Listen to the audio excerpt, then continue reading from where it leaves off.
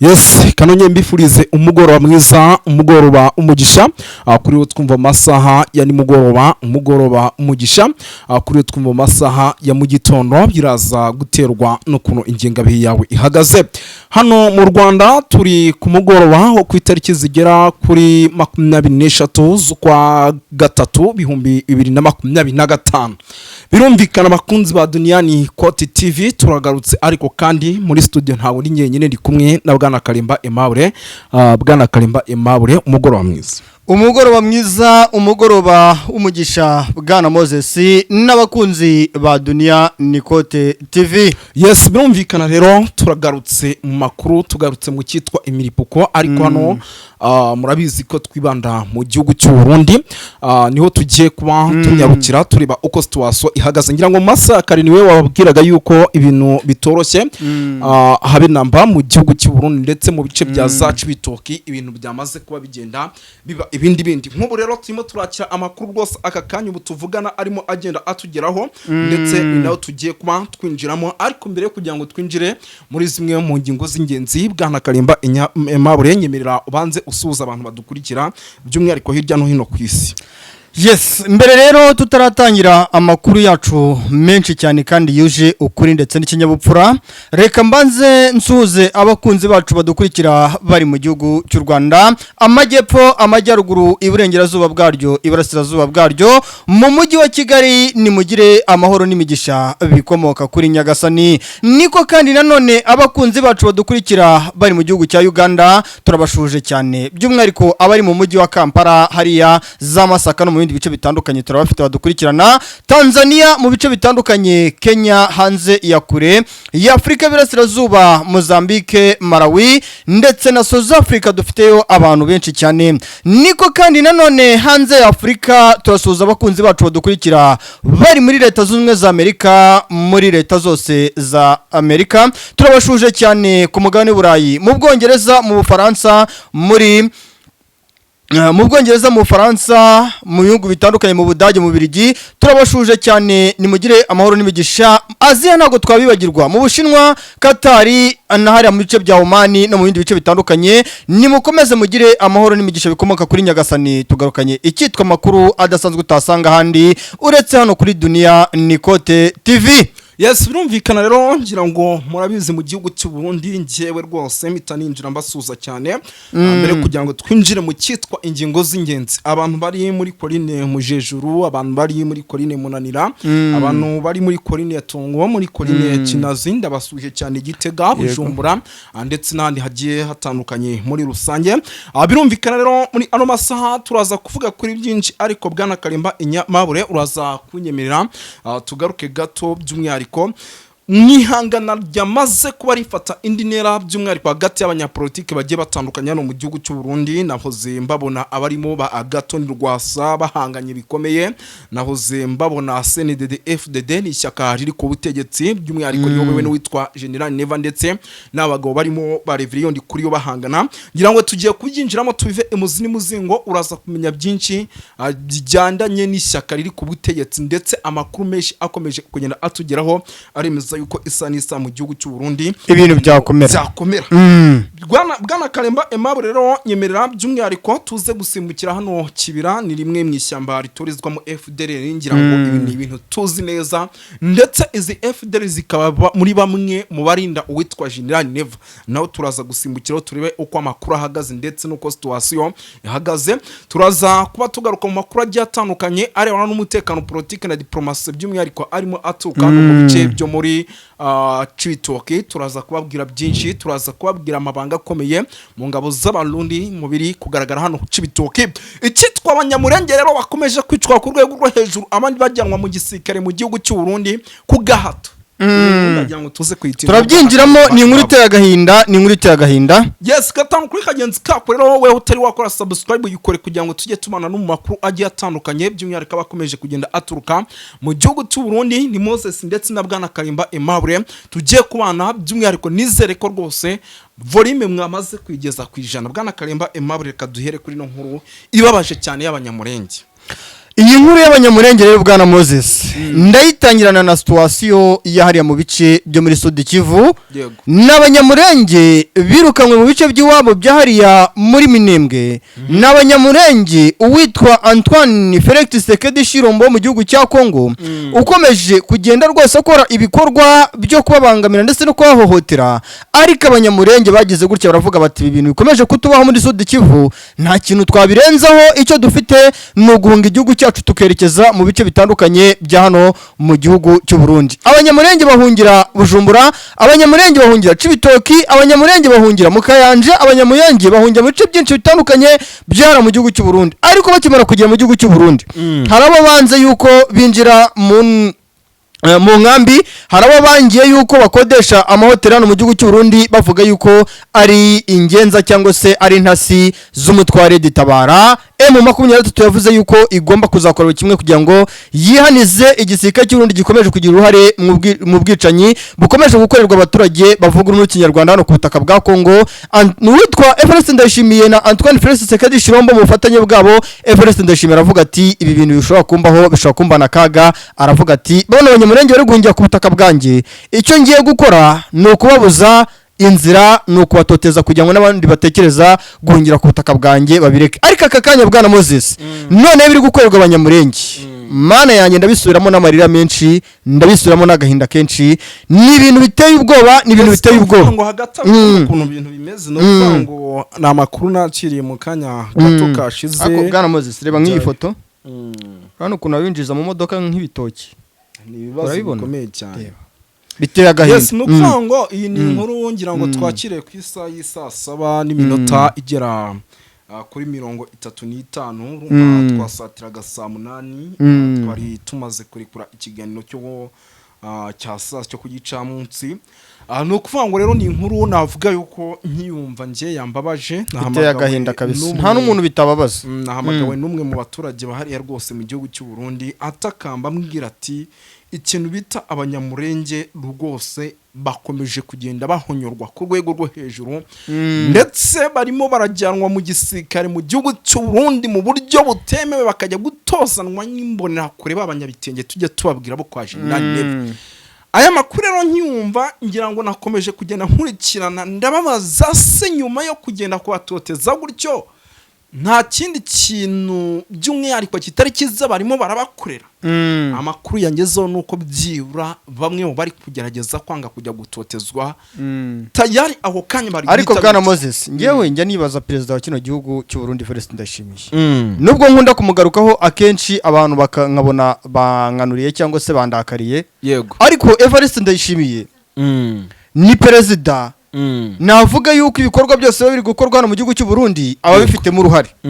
Ni perezida navuga ngo uyu mwanzuro awufashe ngo kugira ngo aba barundi ngo bakomeje gukubitirwa za Uvira, abarundi bakomeje gukubitirwa mu misozi ya za Warungu, mu misozi ya za Shabunda mu byerekezo byara muri Sud Kivu, ngo kugira ngo batazongera gukubitwa ngo abanyamurenge baza makuru yaho bene wabo bari kurwana hara muri abice bari ngo nibo bazabafasha guhangana nabo. Yego, urumva ibyo bidateye agahinda? Yateye agahinda, ni ibintu biteye agahinda kandi ndagira ngo bwana Moses tubitindeho, ndagira ngo tubitindeho. Biteye agahinda ikintu bita abanyamurenge rwose hano mu gihugu cy'u Burundi nago ibintu byifashe neza. Gusa ku buhanga bw'ibyuma uze kondebera gato yuko ako kantu ko hasi karimo karaka kuko hasi kugira ngo ibintu bigende neza.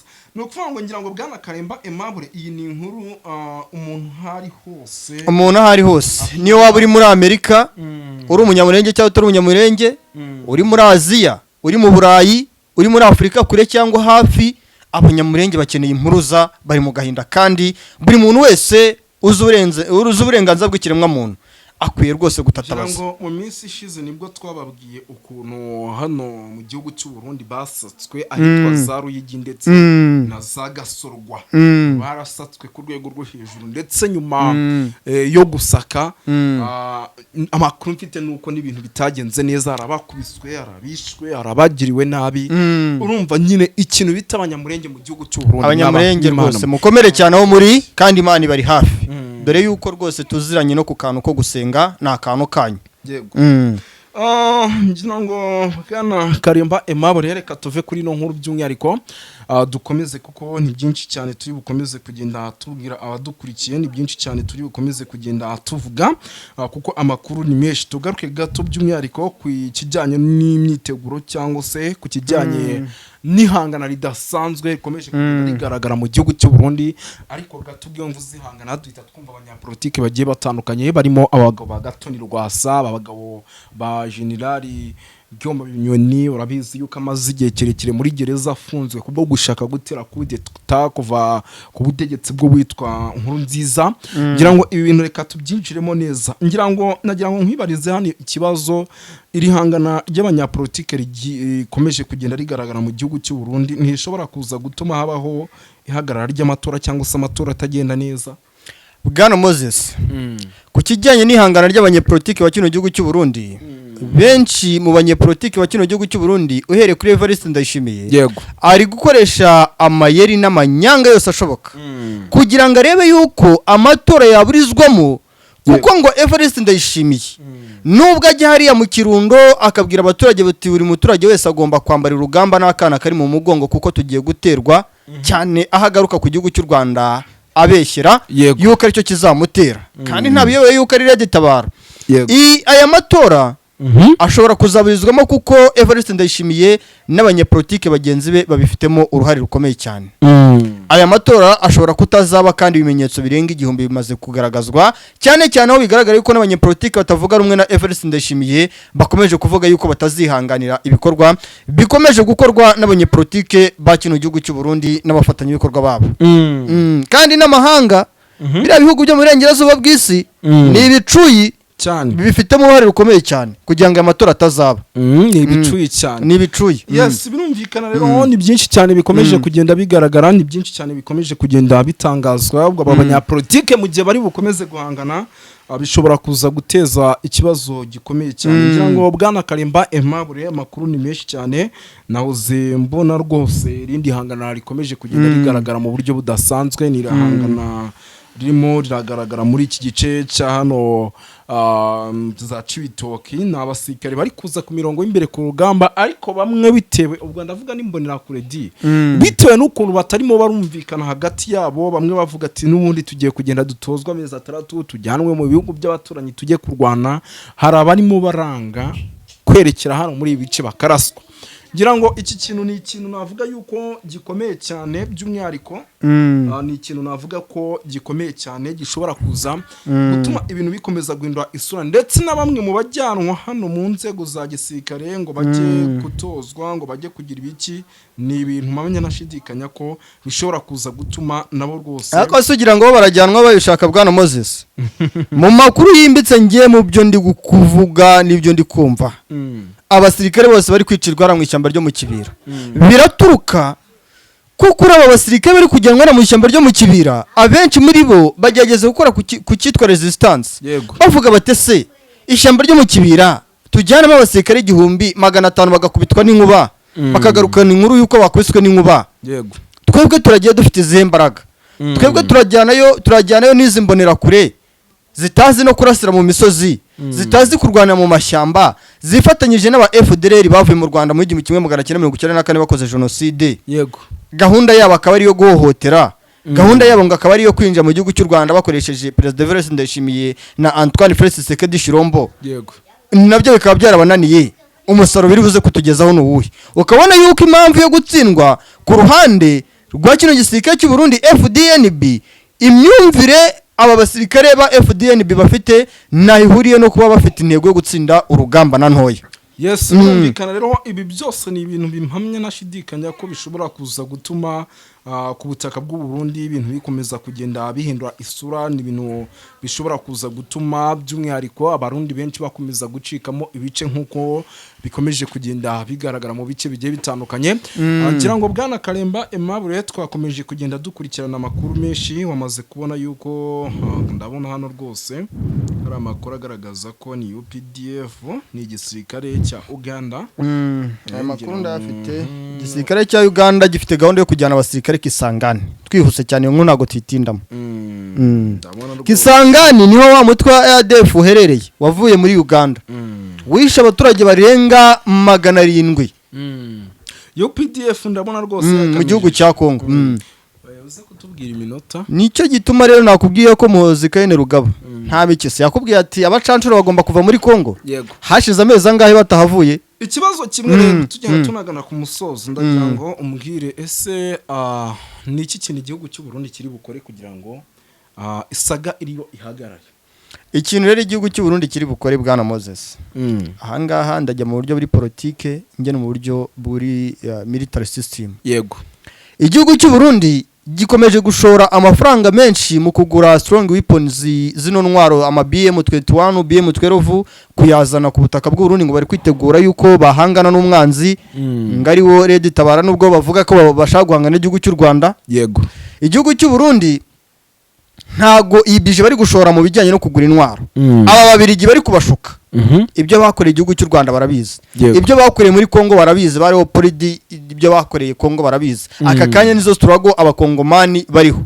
Yego. Ndababwiza ukuri bareke kumva biriya bari abazungu murengeze bw'isi bari kuvuga bareba icyo bakeneye. Abo banyepolitike kandi nabo bagabanye cyitwa ingenga bitekerezo cyane cyane ivangura moko, aho nakubwira yuko ngo aka kanya ngabakomoka mu bwoko bw'abatutsi nta jambo na rike bafite mu gihugu cy'u Burundi. Kandi ibi byose Everest Ndayishimiye yarabyirunza akabishyira ku gihugu cy'u Rwanda ngari cyo cyazanye ngo amacakubiri ngo muri Afrika birasazuba nta macakubiri habaga de. Urumva ibyo bintu bidateye agahinda. Bitaganye. Bwana Karemba nibahinduke. Everest Ndayishimiye hinduka n'abandi bagenzi bawe muhinduke. Reka nkushimira cyane. Yego.